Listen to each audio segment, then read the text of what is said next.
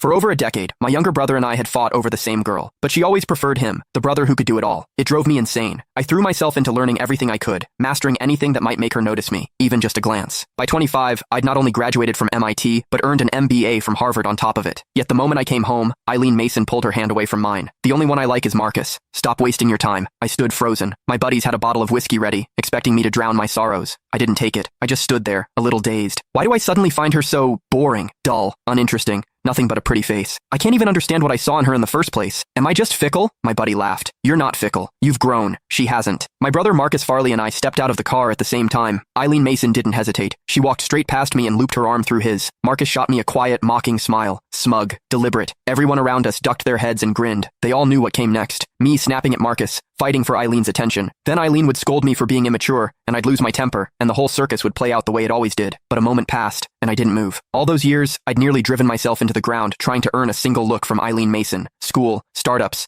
building a media brand from nothing, after navigating boardroom politics, after rubbing shoulders with people who shaped policy at the highest levels. Marcus's little routine? It was laughable. I kept my expression neutral and handed the gift bags to one of the housekeepers. From my parents, for Mr. and Mrs. Mason. Marcus's smile faltered. Eileen frowned and glanced at me. Inside the villa, I noticed the dining room table had only 4 chairs. Mr. Mason, Mrs. Mason, and Eileen already accounted for 3. Marcus let out a soft laugh. Sorry, bro. Forgot to mention you were coming too. Looks like they didn't set a place for you. Why are you apologizing for that? Eileen turned a cold gaze on me. Russ Farley. Marcus didn't do it on purpose. Just go get yourself a chair. There's no need to make him feel bad about it. It was always like this. Eileen always took Marcus's side without question. But the strange thing was, I genuinely felt nothing. I couldn't even remember why I'd fought so bitterly with my brother over her in the first place. Miss Mason, I haven't said a single word yet. Eileen blinked. In the past, I would have already been shouting, accusing Marcus of his passive-aggressive games. Bro, you're upset. Marcus stepped forward. Don't be mad. I'll go grab you a chair. He moved to get one, but Eileen caught his arm and pulled him back. She looked at me, her voice ice cold. This is the Mason house, not a place for you to throw your weight around. If you don't want to get the chair yourself, then don't bother staying for dinner. A few of the housekeepers couldn't hold back their laughter. I caught someone whispering, watch, he'll go fetch it himself like a puppy. Please, when has he ever not swallowed his pride just to sit a little closer to Miss Mason? That won't be necessary. I smiled faintly. I only came to drop off gifts for my parents. I wasn't planning to stay for dinner. Besides, I have somewhere to be. Enjoy your evening. Eileen stared at me. Something unfamiliar flickered across her face. I didn't acknowledge it. I turned and walked out, my stride unhurried. Behind me, Marcus's voice carried a note of wounded confusion. What's so urgent that you have to rush off, bro? Was he actually upset with me? Is that why he didn't stay? Eileen watched as I got into the car and drove away. A slight frown creased her brow. Don't worry about it. Marcus let out a cold laugh. A few years abroad, and his little jealousy games have gotten more sophisticated. I'll give him that. Playing hard to get now. Honestly, I'm starting to wonder if one day you might actually... Eileen pressed a finger to his lips. I told you, you're the only one I want. The truth was, I really did have things to do. I'd started an internet company with a college friend. Business was picking up fast, and I had a dinner meeting with a client that night. My partner sent me a message. Heard you're back in the country.